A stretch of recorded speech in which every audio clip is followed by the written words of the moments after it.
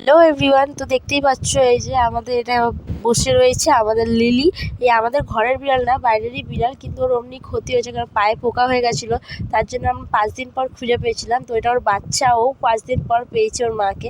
তো আমরা তার জন্য ওকে হসপিটালে নিয়ে গেছিলাম, আমি আর আমার দিদি। তো ওখানে ওর অপারেশন হবে বলেছিল, কিন্তু সেটা করাইনি আমরা।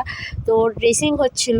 তো এখন ড্রেসিংয়ের জন্য ওকে নিয়ে গেছি, আমি একা নিয়ে গেছিলাম পরের দিন। তো এটা ওর এখন ড্রেসিং হয়ে গেছে। আর এটা জায়গাটা এত সুন্দর যে বসে সত্যিই খুব ভালো লাগে। এটা আমাদের ঘর থেকে অনেকটাই দূর, বেলগাছি আর ওখানটাতে আরজিকল ছাড়িয়ে। তো এই জায়গাটা একটু বসেছিলাম ওর ড্রেসিং সেলাইন হওয়ার পরে। আর ও এত বদমাশ যে জল টল কিছু খাবে না, খুবই বদমাশি করে।